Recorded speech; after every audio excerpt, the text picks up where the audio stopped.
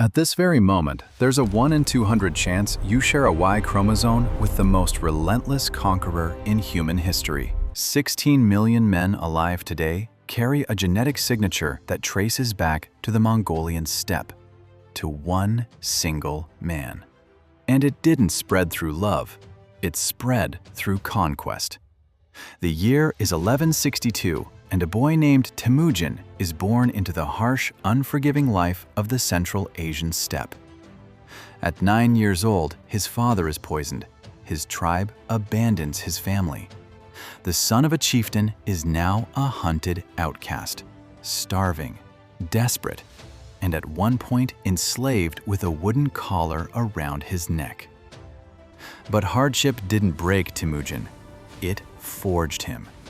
He developed a fierce charisma, a ruthless cunning, and a revolutionary idea. Loyalty should be earned by merit, not by birthright. He shattered tradition, promoted warriors based on talent alone, and crushed anyone who stood in his way. Tribe by tribe, alliance by alliance, the steppe bent to his will. And in 1206, at a grand assembly called the Kurultai, Temüjin received a new name, Genghis Khan, universal ruler. Uniting the Mongols, however, was just a warm-up. What came next would reshape the world. Genghis Khan unleashed a war machine unlike anything civilization had ever seen. Lightning cavalry covering hundreds of kilometers in days, siege engineers borrowed or coerced from conquered lands, and a single, terrifying policy: surrender and live, resist and be erased. When a Mongol trade caravan was massacred by the Khwarezmian Empire, Genghis Khan didn't negotiate. He annihilated. Bukhara, Samarkand, Gurganj. One by one, the great cities of Central Asia fell, and historians estimate millions were slaughtered in the campaigns that followed. Entire populations were wiped clean. The violence wasn't senseless, though. Terror traveled faster than any messenger.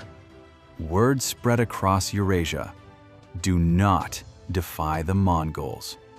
And the machine didn't stop with Genghis Khan. His successors kept the pressure. His grandson, Hulagu Khan, sacked Baghdad in 1258, ending the golden age of Islam and devastating one of the most cultured cities on earth. Libraries, hospitals, centuries of knowledge, obliterated. Where the Mongols moved, they settled, and where they settled, their bloodlines took root. Because empire didn't just mean control over land, it meant control over people. The predominantly male Mongol armies took wives and concubines from conquered populations. Genghis Khan himself reportedly had hundreds. Some sources suggest even thousands of children and descendants through his sons and their own extensive harems. His sons inherited not just pieces of the empire, but the same unchecked power and access, and their sons after them. Now here's where the genetics come in.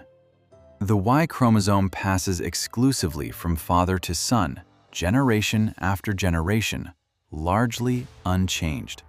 Scale that kind of access across the largest contiguous land empire in history, compound it over 800 years, and a single man's lineage doesn't just survive, it compounds. In the early 2000s, a team of geneticists studying Y chromosomes across Asian populations noticed something extraordinary: a remarkably uniform genetic signature appearing in men from the Pacific coast to the borders of Eastern Europe. They traced it back to a single male ancestor who lived roughly 800 years ago. The timing, the geography, the sheer prevalence, it all pointed to one man. Their estimate? Approximately 1 in every 200 men alive today carries that line. 16 million people, walking around with a quiet, invisible thread connecting them to the most feared conqueror who ever lived.